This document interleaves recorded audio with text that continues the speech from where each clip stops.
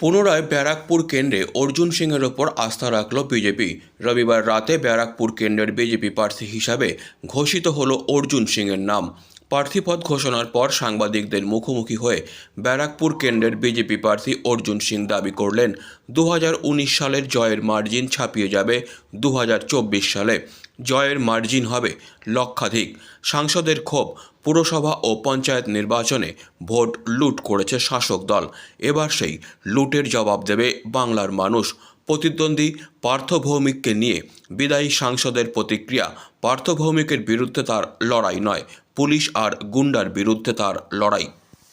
এখানকার মানুষ তারা চেয়েছিলেন ব্যারাকপুর থেকে আমি প্রার্থী হয়ে লড়ি, তাদের আশীর্বাদ নিয়ে লড়বো। আর নিশ্চিতভাবে যেভাবে 2019-এ জয় দিয়েছিল মানুষ আমাকে, তার থেকে অনেক বেশি মার্জিন নিয়ে এবার জয় সুনিশ্চিত করব। প্রত্যেকটা মানুষের দরবারে যাব।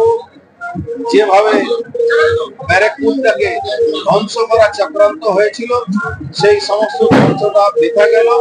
আবার আমি সমস্ত যারা নেতৃত্ব কর্মী সবাইকে অভিনন্দন জানাচ্ছি।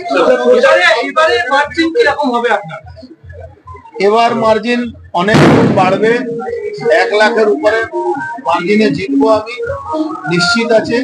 মানুষের সমর্থন, মানুষের আশীর্বাদ থাকবে। প্রচার কবে থেকে শুরু করবেন? আমার প্রচার অনেকদিন ধরে শুরু আছে। আমার বিশ্বাস ছিল দল আমার উপরে ভরসা রাখবে, আমাকে নমিনেশন দেবে, তাই আমি অনেকদিন আগে থেকেই আমি প্রচারে নেমেছিলাম।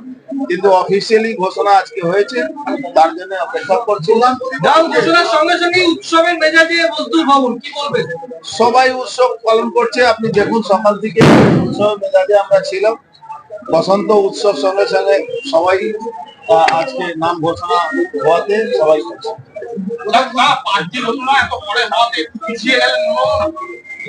দেখো, রাজনীতিতে যারা ভোটের সময় রাজনীতিতে নামে, তাদের জন্য সমস্যা আছে। আমরা 24x7 রাজনীতি করার লোক, আমরা মানুষকে সঙ্গে সবসময় থাকি। এই জন্য আমাদের জন্য ভোট কালকে হোক আজকে হোক সেটা কোনো সমস্যা নেই।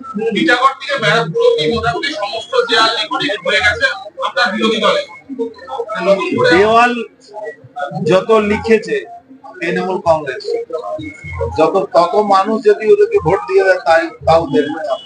আপনার বিরুদ্ধে রাজ্যের মন্ত্রী পার্থ ভৌমিক, কিভাবে লড়াই হবে?